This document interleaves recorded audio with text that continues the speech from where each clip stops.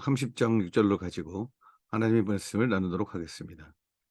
6절 말씀을 제가 봉독해 올리겠습니다. 백성들이 자녀들 때문에 마음이 슬퍼서 다윗을 돌로 치자 하니 다윗이 크게 다급하였으나 그의 백성이 여호와를 힘입고 용기를 얻었더라. 불세칠의 영웅 제갈량의 훌륭한 점은 항상 준비하고 있었다는 것입니다. 또 위험에 대비하고 있었다는 것이죠. 제갈공명이 위나라 조조를 정벌하기 위해서 준비할 때 제일 먼저 한 일이 총나라 배후에 있던 남만을 공격하는 것이었습니다. 부하들이 "아니 왜 남만을 공격하십니까?" 이렇게 물어보았을 때 제갈량이 이렇게 대답을 했습니다. "우리가 위나라를 공격하는 동안에 남만이 뒤에서 쳐들어오면 우리의 모든 일이 허사가 된다. 그래서 나는 그것을 막기 위해서 지금 남만을 공격해서 평정하려고 한다." 또 그 당시에 중국군은 사실 실제로 봉화를 연결해서 위험히 대비하는 그런 체제를 갖고 있었습니다.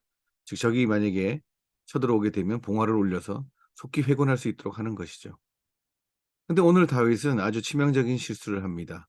전쟁터인 아펙에서 자신의 본거지인 시글락까지는 약 80km입니다. 그러니까 무장한 군대가 한 사흘 정도 움직이게 되는 거리죠. 그런데 아무런 방배 없이 전쟁에 나간 것입니다. 600명이나 되는 모든 군사를 다 이끌고 갔습니다. 그러니까 자기의 본거지인 시글락에는 부녀들만 남아 있었습니다.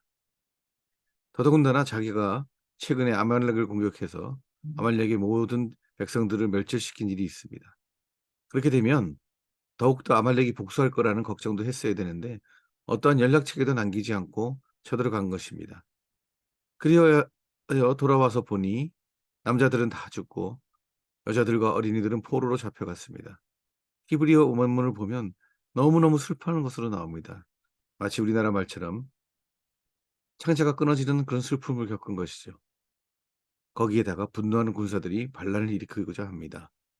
정말 무능한 지도자다, 대책 없는 군주다 이러면서 돌로 쳐 죽이려고 합니다.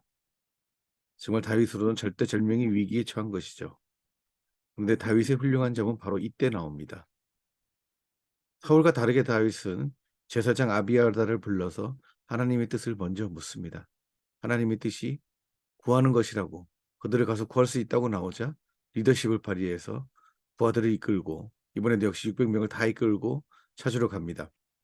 그런데 찾으러 가는 도중에 또 와디라고 평상시에는 비가 없지만은 비가 오게 되면 완전히 냇물로 변하는 그런 곳을 지나면서 200명 가량이 낙오를 합니다. 그래서 400명을 이끌고 다시 구하러 갑니다. 구하러 가는 길에 하나님이 예비하심을 또 만납니다. 아말렉으로부터 버림받은 소년이 나타난 것이죠. 그래서 그 소년이 버림받은 것에 분노하여 자기가 모든 안내를 다 하겠다고 그렇게 나섭니다. 하나님의 섭리이신 거죠.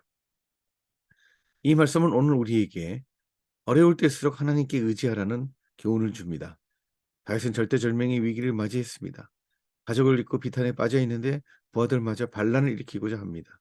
하지만 다윗은 당황하지 않고 제사장을 불러 하나님의 뜻을 알고 리더십을 발휘해서 부하들을 이끌고 가족들을 찾으러 다시 갑니다.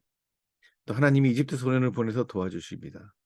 어쩌면 다윗이 아말렉의 모든 가족들까지 다 멸망시켰는데 아말렉이 다윗의 그리고 그 부하들의 가족을 살려둔 것도 하나님의 섭리인지도 모르겠습니다. 따라서 중요한 것은 어떤 일이 일어나도 하나님만 의지하는 것입니다. 먼저 하나님의 뜻을 묻고 하나님의 뜻대로 행할 때 우리가 그 위기에서 벗어날 수 있는 것입니다.